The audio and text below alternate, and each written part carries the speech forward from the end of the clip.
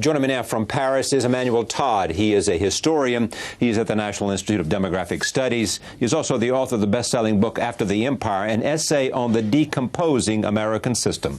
I'm pleased to have him on this broadcast from Paris. Welcome. Yep. You believe what about America in its historical context and its place today in terms of its political, economic, and military power? Well, I think people take an exaggerated view of American power. They talk about hyperpuissance, hyperpower, and what I think is... that was from your former foreign minister. Yes, but it's gotten to be very popular yes. and very common as an expression. And I think perhaps I'm a sort of a traditional Anglo-Saxon declinist. I've got more traditional views. I think America is still very powerful, militarily speaking, but that there's a tremendous relative economic decline in America, and that I think globally the European economy is getting much more important and a bit frightening for America. And what's more, it's not what I'm interested in is not so much or simply relative economic power as the new thing, the really new thing, which is the new dependence of America on foreign trade and foreign capital. I mean, what we've witnessed during the 90s, in that period where people were talking about the extraordinary dynamism of the American economy, what actually happened is the emergence of an enormous trade deficit, which went up from $100 billion to $500 billion now, and which implies that every day America needs $1.5 billion influx of foreign capital to sort of keep afloat. I mean, to finance its current deficit. And there's something new and frightening. So I think my basic idea in the book is that what we see, what's very visible, what we have on our TV sets, that is an extraordinary amount of military activity on the part of the U.S. is really something that I try to compensate for the new kind of economic weakness and the new kind of economic dependence that's typical of America. You believe, with that view of the economy, that the United States foreign policy and its military excursions, invasion of Iraq, is an effort to conceal its economic weakness. Oh yes, very much so. I'm not. So Iraq was not about weapons of mass destruction. No, Iraq was obvious. not about a despotic regime. It was not about human rights. Mm-hmm. It was not about anything except America's effort to conceal its economic weakness. It wasn't even about oil, I'll say. Oil. It wasn't about oil. No, not even so. I think that it was really an attempt at remaining in a sort of more symbolic or political way at the center of the old world. I think there's the world economic system now that we reach a sort of mature stage of globalization is really strange, because the mass of the population, the mass of the majority of the economic activities are now scattered throughout Eurasia, with the two major poles in Europe, Western Europe, which is, it's not Western Europe now, it's the whole of Europe, which is getting more important, and with Japan on the outside. And the theoretical center of the system is in the US, and that's very far from the center of the world. I mean, if you think in sort of geopolitical terms, there's something odd in having the United States, a rather faraway land, controlling or being at the theoretical center of the political and economic system. And there's a sort of symbolic need for America to remain at the center of the old world. Symbolic need by whom? For America. I mean, it's really difficult to control such a world. And there's a problem now. I mean, I'll say something very traditional. I'm not basically anti-American. And everybody says that. Yes, but that was the joke about it. Yes, exactly. I think it's a joke to me. I think it's not important. It's meaningless. And what's important is to produce correct analysis of phenomena. It's not what you feel. But you're saying you're not basically anti-American. No, and my basic attitude is that America has been, has been extremely useful to the world, and specifically to the ancient world for most of the totality of the 20th century. America's the country we call for rescue when we were supposed to. That's true. That was true. I mean, America was a tremendous help in fighting Nazism, communism, and all that. Yeah. And so it developed a kind of specialization in fighting against totalitarian regimes. Well, also there was Afghanistan, and also there was Kosovo, and also there was Bosnia, and so we're moving to less and less important problems. And what I was about to say is that the problem. What I was about to say is that the old world needed America.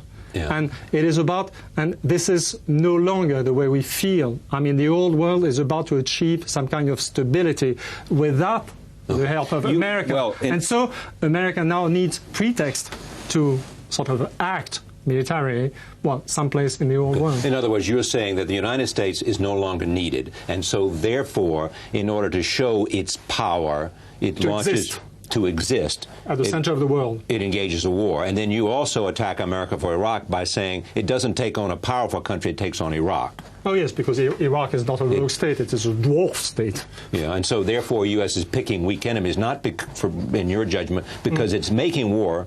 Not for the reasons it states, but because somehow it's just a show.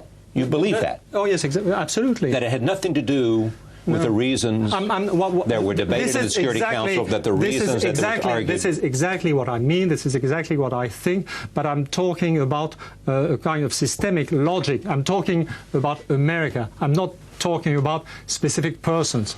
It's a sort of a sociological analysis. What's the difference in specific persons? I don't know. I can't tell how conscious of this the American administration is. I won't produce judgments on such and such. What you're saying. You're not saying that George Bush went to war because it's a systemic logic. You know, you're saying that George Bush may very well, and Donald Rumsfeld and Dick Cheney went to war for all the reasons they said. I'm quite sure that Bush thinks oil is very important. Well, but do you doubt that he thinks it was very important to liberate Iraq? Absolutely. Of course he did. He thought it was important. I don't think so. No, I'm not quite sure. No. Okay, you're not sure. So you think he did it for cynical reasons? I'm an historian, and the kind of history I'm doing tries to avoid judging people. Which is demographic it's sort of I study masses and systems, and rather have no opinion. Okay. Well, here is what you also believe, if I understand you. Part of it is in this book, soon to be published in the United States. You believe that Germany, to take one example, was prepared to stand against the United States because it thought it was no longer the great power it used to be.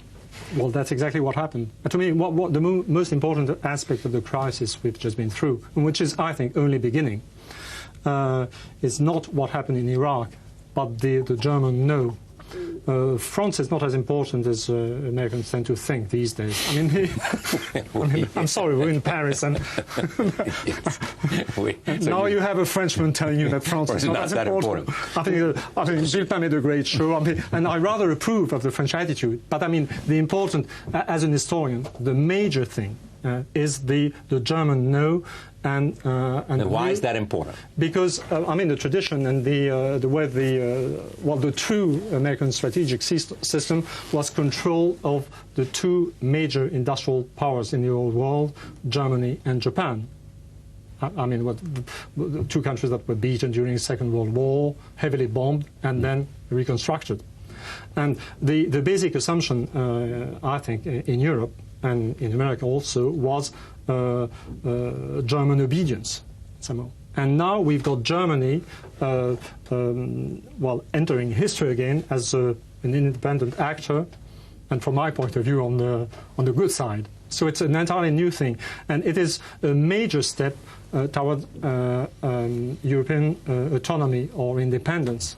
Well, as long as Germany was sort of was in a state of submission towards the United States, nothing was possible in Europe. The thesis is that America is at the apex of its power and the decline has begun. It is the end of the empire, or after the empire. And it is already a very noisy decline. And that, in fact, the Iraqi invasion and that war and that successful military war and the opposition to it shows to you, that there is the possibility of an anti-Americanism. Anti-Americanism is it sort of evokes cultural worldwide. things. I think this must be looked at from a sort of I would say without feeling in some way. It's a question of national interest. It's a question of power. It's not a cultural conflict. It's really a problem of balance of power, military power, economic power, and what I think the most likely occurrence will be the emergence of a multipolar world. I think the Europeans will have to, as I was saying, reach some kind of agreement with the Russians, but that doesn't mean becoming anti-American. It's simply that America is perceived now and is becoming. It's not only a matter of perception. It's not a matter of feeling. But the fact is, the major factor that Europeans have to take into account now is that they used to think of America as I would say a peace-producing nation, as a factor for order and so on. And now America is perceived as a troublemaker. And we've got to find a solution and sort of to obtain from America that sort of becomes peaceful and reasonable again. But it's nothing to do with culture or feeling.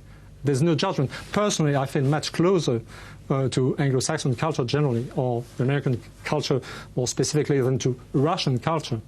But I would strongly favor an entente with Russia for reasons of balance of power.